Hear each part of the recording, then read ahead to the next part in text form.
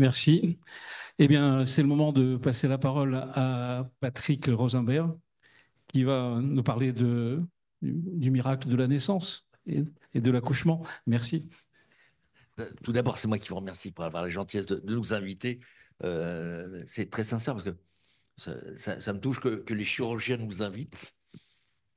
Nous sommes de la même Voilà. famille. On intervient. Et là, on a la chance, nous, d'avoir une spécialité qui est très vaste parce que finalement, on touche de la médecine, de la chirurgie, de l'imagerie, de la procréation médicalement assistée.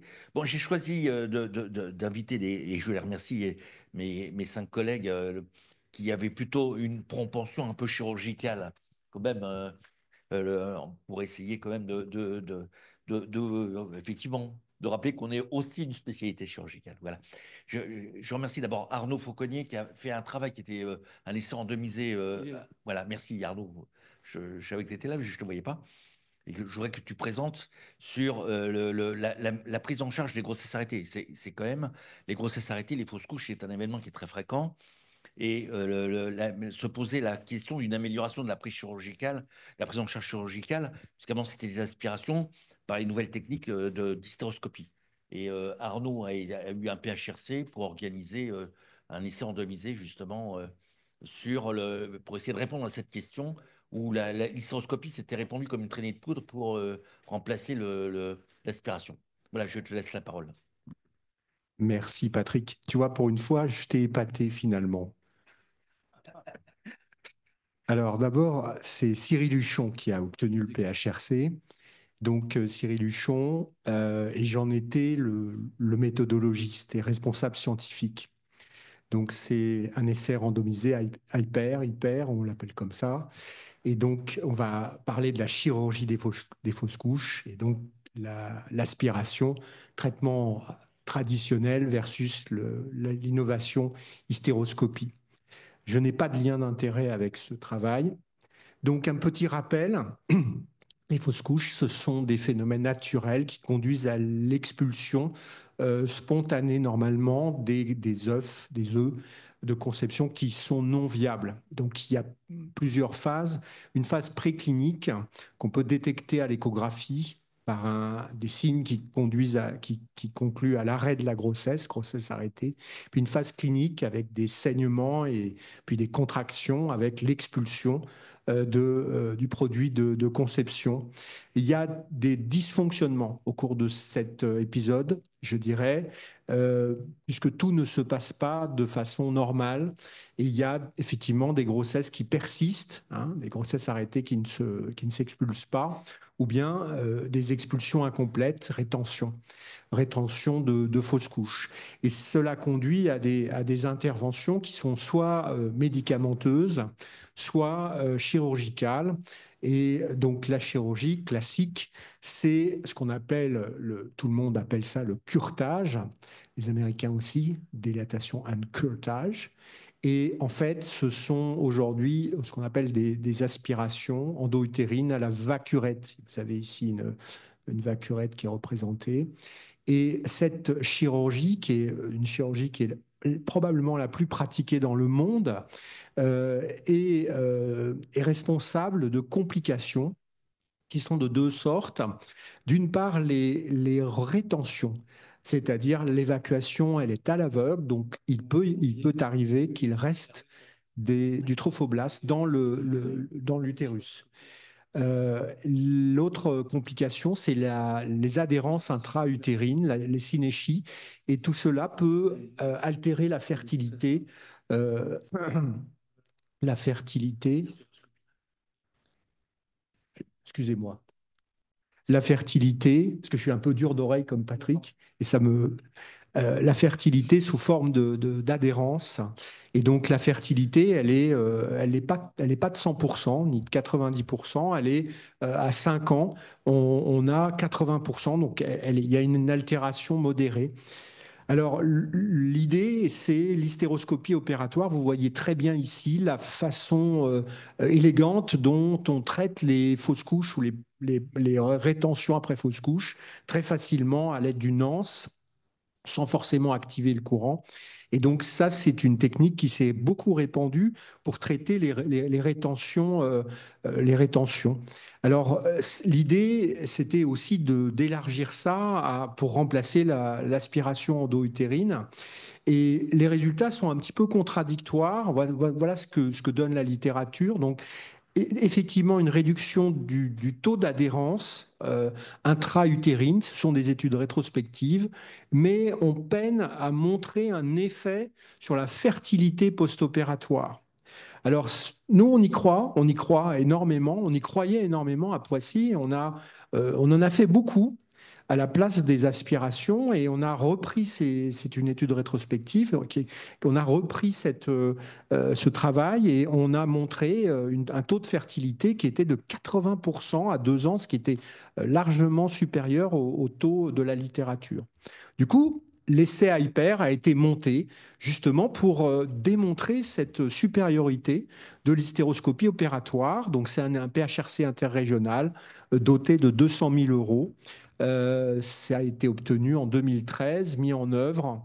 Alors, les critères d'inclusion, ce sont les grossesses désirées et les fausses couches compliquées de rétention, soit d'une grossesse carrément, soit d'un produit de rétention, donc avec ou sans œuf visible, mais toujours une image intra-utérine. Voilà. Donc, il fallait que, on ne devait pas choisir entre l'abstention, traitement médical, il fallait que la chirurgie soit indiquée. On laissait chaque centre à décision de chirurgie. Alors, on avait exclu les grossesses, je dirais, de plus trop grosses, 50 mm d'épaisseur, et puis bien sûr tout ce qui était AMP, IVG, etc. Alors, c'est un essai multicentrique randomisé en 2 bras, donc soit hystéroscopie, soit aspiration, et une procédure de randomisation centralisée qui est faite le jour du bloc. Alors, un petit peu difficile à organiser, en aveugle pour la patiente, pas pour le chirurgien évidemment. Et donc, mais le suivi était en aveugle. Le critère de jugement, c'est grossesse intra-utérine de plus de 22 semaines d'aménorrhée et je dirais classique. Et puis les critères secondaires, on va voir ça, mais les complications bien sûr et les réinterventions du fait de l'échec. Alors le calcul du nombre de sujets nécessaires, 572 soit 286 par bras, hein, donc c'est un essai de supériorité classique quoi. Donc, on avait organisé un suivi. Donc, les patientes, elles étaient incluses, je dirais, dans le cadre de l'urgence gynécologique. Hein. Donc, c'était assez facile de convaincre les patientes. Hein. Ça n'avait pas d'avis particulier. Chirurgie contre chirurgie. Et donc, consentement éclairé, randomisation au bloc, le jour même du bloc. Alors ça, parfois, il y avait des gags, vous verrez. Et puis un suivi à 6 mois, 12 et 24 mois qui était indépendant du chirurgien, donc en aveugle, en complet aveugle. Et on a pu montrer, fait marquant, que les patientes ignoraient totalement le geste qu'elles avaient eu. Ça nous a été demandé par l'éditeur, totalement, elles pensaient faux en fait. Alors, 15 hôpitaux publics, je dirais, voilà, bien répartis dans l'Hexagone, beaucoup de CHU en fait. Alors, ce qui est pas mal, et ça c'est pour Patrick, c'est que nous, une fois de plus, on est au-dessus de la courbe des inclusions. Hein. C'est pas mal, hein, c'est pas mal. Donc ça, c'est très très rare en fait dans les PHRC. Hein. C'est très rare. C'est la 2e fois en plus. Hein. Et donc, et voilà. Alors, on a eu on s'est beaucoup gratté la tête avec des problèmes de randomisés et d'exclusion a posteriori. Et sachez que c'est très difficile à traiter, même pour les éditeurs du JAMA. Personne ne sait vraiment ce qu'il faut en faire, et notamment des patientes qui ont retiré leur consentement après avoir été randomisées. C'est un peu le problème des essais faits en urgence. On s'est retrouvé d'abord avec plus de patientes randomisées que prévu, oups, et finalement avec des patientes qui ont été exclues après randomisation. On les avait mis avant, mais en fait, c'est bien après randomisation. Et on a pu analyser en intention de traiter 2 groupes équilibrés, donc 281 et 282, donc heureusement très équilibré, donc pas de différence importante bien sûr. Et voilà, les résultats, ils sont très marquants parce que vous voyez qu'on observe non seulement aucune différence, mais en plus une différence, je dirais, un peu moins de grossesse supérieure à 22 semaines dans le groupe hystéroscopie, notre groupe de préférence. Voilà, c'est pas significatif. Ça fait 5% de points, hein, de pourcentage de points en moins. Et ce qui est aussi important, c'est que on observait aussi qu'il y a eu, je dirais, des réinterventions pour vider la cavité utérine, donc des reprises du fait d'une rétention persistante, beaucoup plus fréquemment, 4 fois plus fréquemment, dans le groupe hystéroscopie, à la limite de la signification, parce qu'il n'y avait pas beaucoup de cas. Finalement, sans qu'on sache trop pourquoi, il y avait une durée d'hospitalisation légèrement supérieure dans le groupe hystéroscopie. Bien sûr, le temps opératoire était plus long.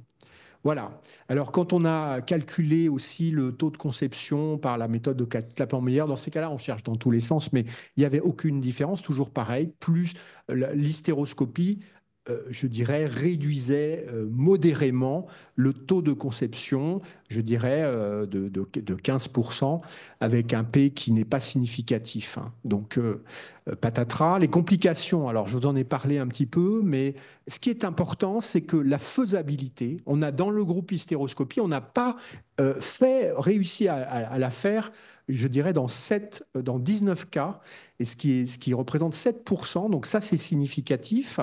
Et donc ça veut dire que la technique n'est pas robuste en fait. Et donc à part ça, pas de complications plus dans un groupe que dans un autre si on exclut ces échecs de procédure. Voilà, comme toujours dans les essais négatifs, on cherche dans tous les sens. On s'est dit, ah oui, mais en fait, on va regarder si uniquement les rétentions, puisque c'est pour ça que ça a été inventé. On cherche, on cherche. Ça ne sert à rien de chercher dans tous les sens quand vous avez un essai négatif, hein. Mais bon, on s'est dit, oui, mais les centres, il y a des centres qui savent vachement bien le faire et les autres, ils sont nuls, etc. Toujours pareil. Les détracteurs, ils disent non, non, ben non, pas d'effet centre. Aucun centre n'a montré la supériorité de l'hystéroscopie. Ça va tous dans le même sens. Alors, voilà, qu'est-ce qu'on veut tirer de ça? Bah, d'abord que on peut être fier, enfin moi je suis fier, essai randomisé chirurgical multicentrique français de grande taille, hein, 574 patients inclus. Donc on a exactement fait ce qui était prévu, hein, en termes d'inclusion de perdu de vue. Le taux de grossesse attendu avec le 22 semaines, c'est des grossesses viables, hein, donc c'est vraiment bébé à la maison. Même 22 semaines, c'est un peu juste, mais un essai négatif, donc ça c'est un point très important. C'est ce qui a plu à l'éditeur du JAMA, je vais vous l'exposer après. Mais c'est le fait qu'on utilise une technique sans forcément comparer. Alors, aucun centre, je vous ai montré, aucun centre n'avait de meilleurs résultats avec l'hystéroscopie, donc il n'y a pas d'effet opérateur. Et par ailleurs, on a regardé les barrières anti-adhérentielles, tout ce qu'on pouvait faire pour limiter les adhérences. Il n'y avait pas d'effet. Bon, ça, Alors, pourquoi ça a plu au JAMA? Alors là, on s'est demandé quand même, hein, on s'est dit, hein, c'est un essai négatif, hein, et puis ça les intéresse. Et en fait, ils nous ont vraiment poussé dans une direction qui est la suivante, c'est que, en fait, cet essai, il est symptomatique et emblématique de ce qui peut se passer en chirurgie, c'est-à-dire qu'on utilise souvent des techniques parce qu'on a beaucoup de séries qui montrent que ça marche, ça marche, ça marche. Ces séries ne sont pas comparatives et finalement, les chirurgiens sont presque sûrs que ça fonctionne, c'était notre cas, hein. Et finalement, quand on prend la peine de faire un essai, ça coûte, eh ben, on s'aperçoit que c'est exactement le contraire de ce qu'on pensait, c'est-à-dire la vieille bonne technique à l'aveugle est supérieure à la technique nouvelle, innovante, etc. Alors je ne dis pas méfiez-vous de l'innovation, mais la prudence, c'est la rigueur et la prudence. Bon, c'est le problème de l'EBM. Alors bon, pour revenir sur la chirurgie des fausses couches, donc là, on va clore le débat parce que l'hystéroscopie opératoire, elle n'est pas du tout intéressante dans cette indication par rapport à la technique de référence. Elle coûte plus cher, elle ne permet pas de fonctionner à chaque fois, elle n'améliore rien, je dirais, et elle n'est pas toujours faisable. Donc pourquoi se compliquer à faire ça? Alors après, il y a des cas particuliers où on a envie d'essayer quand même de dire parce que c'est spécial. Mais en gros, on abandonne en première intention et c'était le message de l'étude. Voilà. Je vous remercie de votre attention.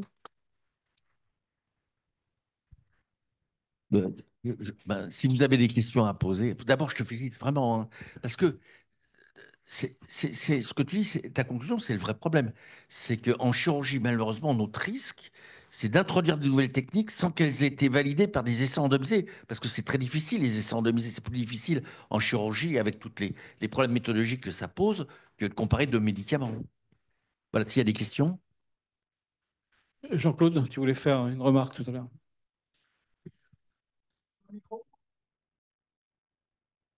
C'est drôle parce que tu dis je pars avec l'idée que c'est mieux et j'arrive en disant c'est moins bien. C'est pas moins bien. Je veux dire, il faut que tu tiennes compte des statistiques, etc. Je veux dire, c'est pas moins bien. Je sais pas pourquoi tu dis que c'est moins bien. Tu n'as pas prouvé une différence entre les deux, significative entre les deux. Bon, ça, c'est la petite remarque de logique. Non, la question, moi, c'est de dire est-ce qu'il y a dans l'aspiration standard, etc., enfin, est-ce qu'il y a, c'est un geste qui est fait à l'aveugle. Voilà. Bon. Pour l'hystéroscopie, on comprend qu'il y a une fonction image, qu'il y a de l'image. Est-ce qu'on a quelque chose à tirer de plus de l'image que le fait de vouloir éventuellement contrôler? Est-ce qu'on peut imaginer de tirer de l'image, qui est quand même je veux dire, une dimension, je veux dire, des sens plus importante et qui peut nous apporter des choses? Est-ce qu'il y a eu une réflexion pour se dire voilà, qu'est-ce qu'on attend? Est-ce que c'est décrit dans la technique? Qu'est-ce qu'on attend de l'image? Est-ce qu'il y a une procédure pour faire l'hystéroscopie et comment elle est faite, etc. Je ne suis pas rentré dans les détails. Alors, pour répondre du point de vue statistique, oui, un essai de supériorité qui est inconclusif ne permet pas de conclure ni dans un sens ni dans un autre. Mais surtout, là, ce qui était frappant, c'est que cette technique qui coûte plus cher, qui prend plus de temps au bloc opératoire, conduit à un taux d'échec qui n'existe pas dans l'autre bras. Et donc, pourquoi compliquer la prise en charge avec quelque chose qui n'apporte aucun bénéfice? Donc ça, c'est une interprétation qui est qualitative de l'essai, qui est négatif. C'est ce ça a été mené par l'éditrice du JAMA. Elle a été très aidante pour nous faire accoucher de ça. Ensuite, en ce qui concerne l'image, bien, la procédure sur l'aspiration, aujourd'hui, il est recommandé de faire un cliché d'échographie en fin de curetage, hein. Donc, est-ce qu'on a ça dans tous les centres? Je ne sais pas. Je ne sais pas répondre à cette question. On n'avait pas ça dans les datas. Pourquoi l'hystéroscopie est séduisante? Bah, on voit, mais aussi, vous avez vu au début, on résèque non pas à l'aveugle. La vacurette, on racle toutes les faces dans tous les sens, alors que là, on est sur un endroit et on va on va racler, on n'active pas le courant, hein. On racle sélectivement. Bon, en fait, ce qui s'est passé dans l'essai, c'est que cette technique, elle est indiquée pour des petites rétentions bien ciblées, un peu chroniques.